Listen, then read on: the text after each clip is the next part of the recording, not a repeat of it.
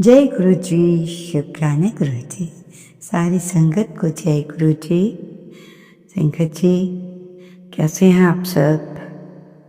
गुरु जी की दया से आप हर जगह खुश होंगे और गुरु जी की ब्लेसिंग्स तो आजकल बहुत बरस रही हैं, क्योंकि नवरात्रे हैं।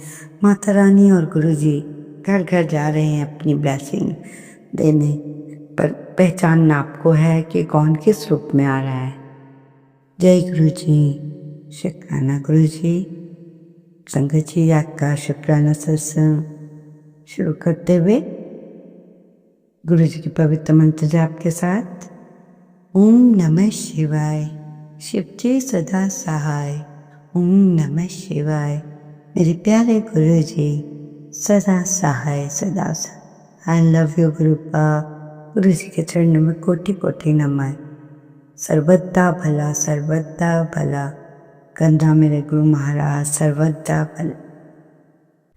इससे पहले जो गुरु जी के चरणों में लाइक सब्सक्राइब समर्पित करे, उसके घर में सुख समृद्धि की कभी कमी ना करें हमारे प्यारे गुरु जी। उन्हें भरपूर दें गुरु महाराज, उनकी हर इच्छा को पूर्ण करें। संकेत जी, गुरु जी का मैसेज है कि आपको कोई ना समझता हो ना समझे, वैसे भी इस दुनिया में किसी न किसी के काम तो आना नहीं। गुरु जी के अलावा जैसे बेटा हो या बेटी, पति हो या कोई भी, जब ज़रूरत पड़ती है तो गुरु जी ही काम आएंगे। आपके गुरु जी के सिवा कोई काम नहीं आएगा। संगत जी, जब भी आप गुरु जी को बुलाएंगे गुरु जी आएंगे। और इत्थे गुरु जी कहते ने कि इत्थे कोई भी अपना नहीं, तो इत्थे अपने कोई भी काम वर्गा नहीं। तो संगत जी समझ जाइए, गुरु अपना काम खुद करिए, गुरु जी के उसमें और ठीक है। संगत जी, जीवन में किसी भी बात के लिए किसी को दोष मत देना, क्योंकि आपको पता है अच्छे लोग आपको खुशी देते हैं, बुरे लोग आपको अनुभव देते हैं। ध्यान से सुनने वाली लाइन से संगत जी, अच्छे लोग आपको खुशी देते हैं, बुरे लोग आपको अनुभव देते हैं, सबसे बुरे लोग आपको जीवन में सबक देते हैं, और सबसे अच्छे लोग आपको जीवन का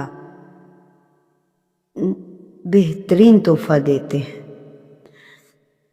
यदि इसलिए जिंदगी में आप किसी को भी दोष मत देना। आप लोग जैसा है इग्नोर कर देना, कोई कुछ कहे।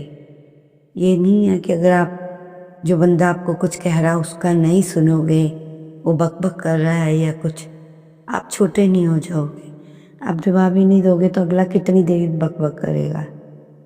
तो इसलिए बेटर है आप अपने आप को में संभालिए। ठीक है संगत जी, जिंदगी में किसी को आपको दोष नहीं देना। मैंने घर से लाइन रिपीट की है, बेवकूफ़ के साथ बेवकूफ़ नहीं बना जा सकता। संगत जी, गुरु जी का संदेश, सच के लिए बड़े कड़े इम्तिहान से गुजरना पड़ता है।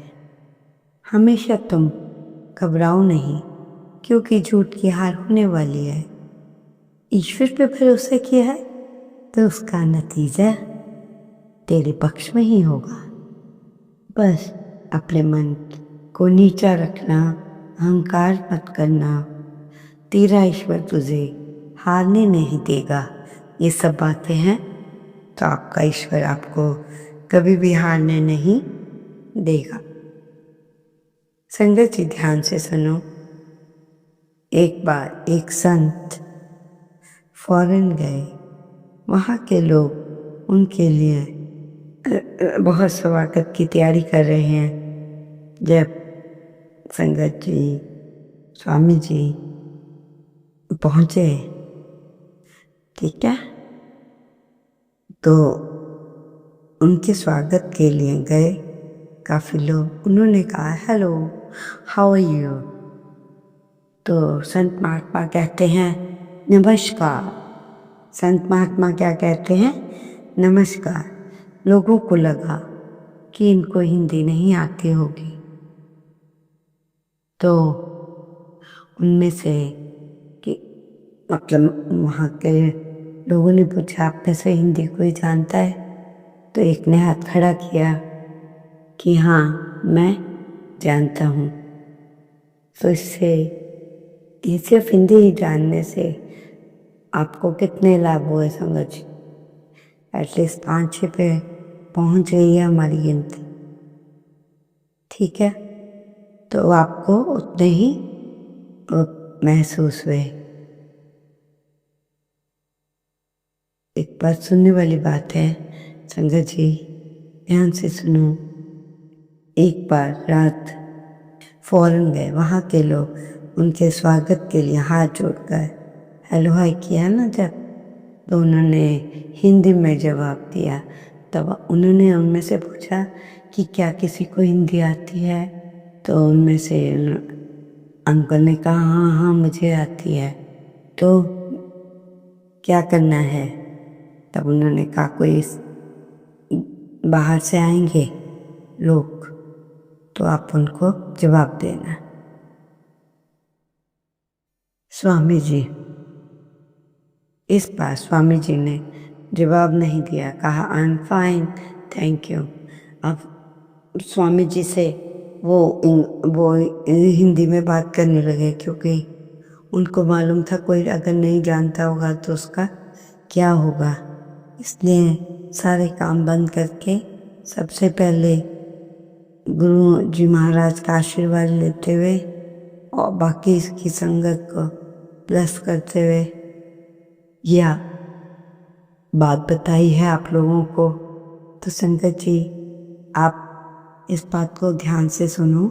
जब उन्होंने कहा कि नमस्कार, जब उनसे संत से पूछा गया कि हाउ आर यू, तो उन्होंने कहा नमस्कार।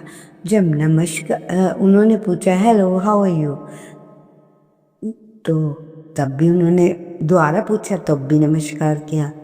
तो उनमें से एक आदमी से पूछा गया कि आप में से किसी को ग्रुप में थोड़ी बहुत हिंदी आती है? तो एक ने कहा हाँ हाँ मैं थोड़ी बहुत हिंदी जानता हूँ। तो उन्होंने कहा कि लगता है संत जी को इंग्लिश नहीं आती, तो शायद वो समझ नहीं पा रहे। तो एक आदमी को बोला जाइए आप हिंदी में इनसे बात करिए। जब उन्होंने हिंदी में बोला नमस्कार आप कैसे हैं, तो संत महात्मा ने कहा आई एम फाइन। सारे लोग हैरान हो गए कि ये क्या बोल रहे हैं। तो संगत जी तब उन अंग्रेज लोगों ने उनसे कहा जब हमने आपसे इंग्लिश में पूछा तो आपने हमें जवाब नहीं दिया, तो आप जब हिंदी में पूछा तो आपने इंग्लिश में इसका क्या कारण है?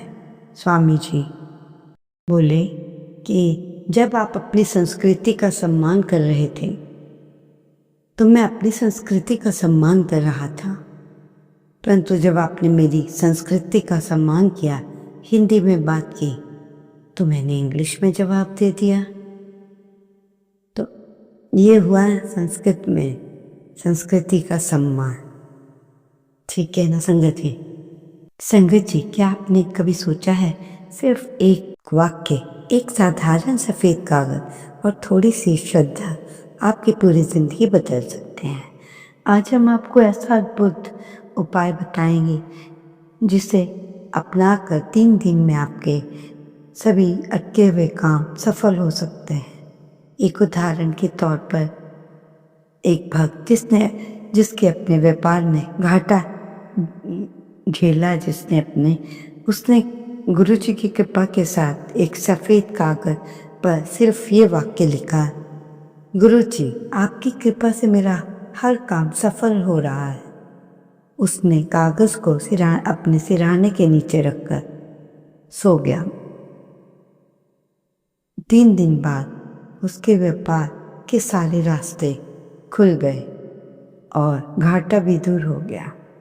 उपाय की विधि स्टेप बाय स्टेप। एक सफ़ेद कागज़ ले, बिना किसी रेखा खींचे या बिना किसी निशान वाला, लाल रेड इंक से या लाल स्याही से लिखें, गुरु जी की कृपा से हर कार्य सफल हो रहा है। ध्यान रखें कि वाक्य वर्तमान काल में ही होना चाहिए। मतलब 3 दिन करने के बाद सिरहाने के नीचे रखें और 3 दिन लगातार करके सूरज की किरण के बाद कागज़ को जलाकर उसकी राख किसी पौधे में डालें या नदी में प्रभावित कर दें। ये शब्द प्रयोग नहीं बल्कि श्रद्धा और विश्वास की ऊर्जा है। बिल्कुल कॉन्फिडेंस के साथ करना चाहिए। संगत जी, जय गुरु जी, शुक्राना गुरु जी, अनंतम अनंतम शुक्र।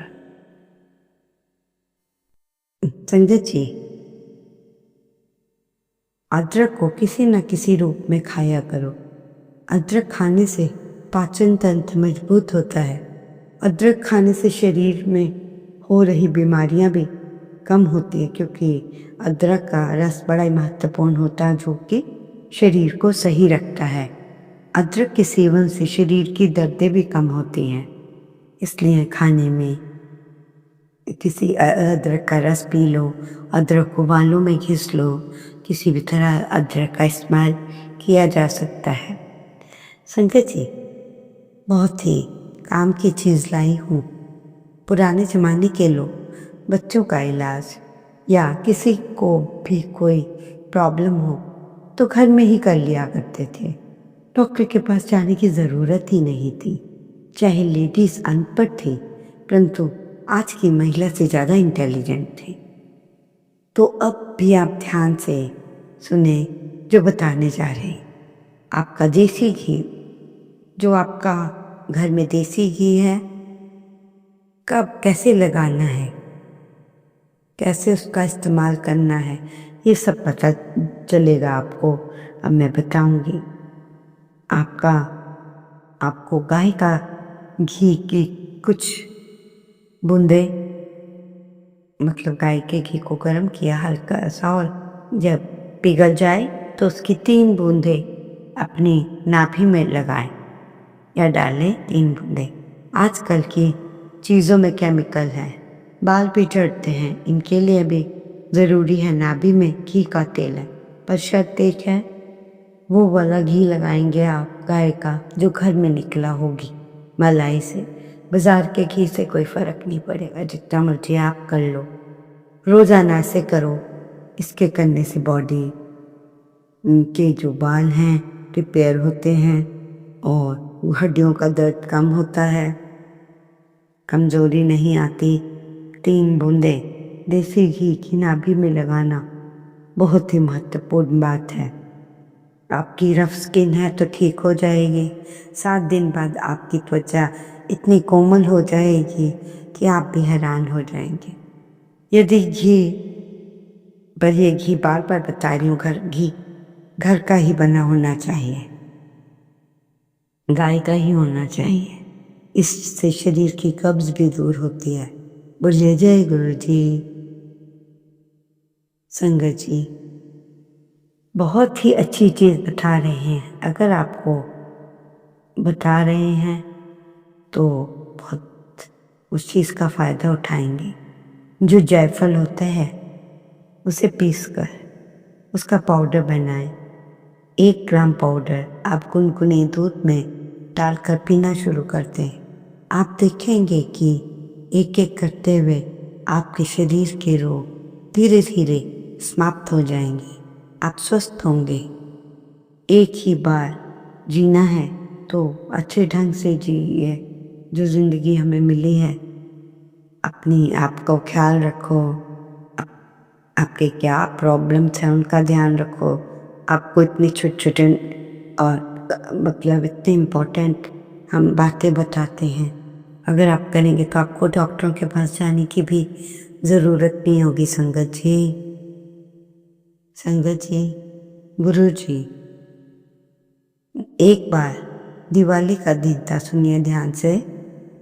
एक बार दिवाली का दिन था।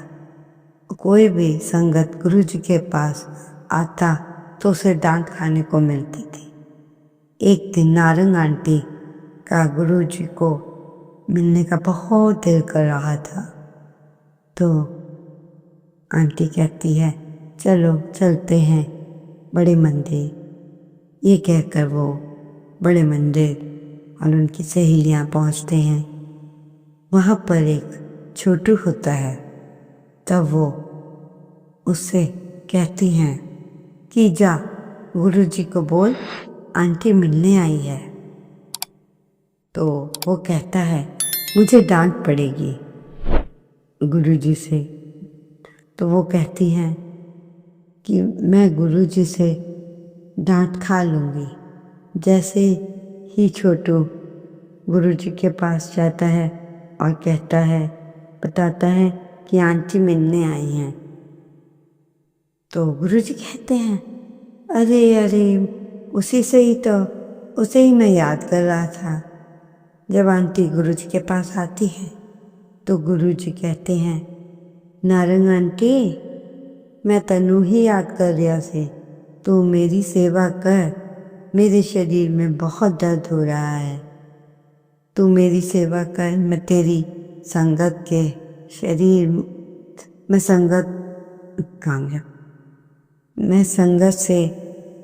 संगत को बताऊंगा कि आंटी ने मेरे लिए क्या क्या किया। संगत जी गुरु जी महाशिव को बताएंगी। आंटी ये सोचकर बड़ी हैरान हो रही थी कि आंटी ने मेरे लिए क्या क्या किया। तो संगत जी स्वाभाविक है किसी का हैरान होना। भगवान की आप सेवा कर रहे हैं तो भगवान ही कह रहे हैं मेरी सेवा कर, ऐसे पहुंचा। पर हमें अपनी सेवा नहीं चाहिए ऐसे करने वाली कि लोग कहें अच्छा जी, तो ऐसी सेवा नहीं चाहिए। गुरु जी महाशिव हैं, वो बताएंगे संगत जी आंटी ने मेरे लिए क्या क्या किया। तो दूसरी बार वो रिपीट करते हैं दोबारा से।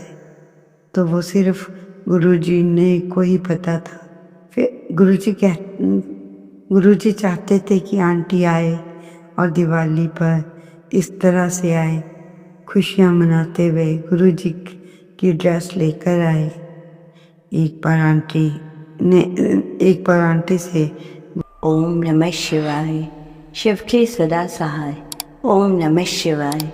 गुरु जी सदा सहाय। जय गुरु जी। शुक्राना गुरु जी। अनंतम अनंत शुक्राना।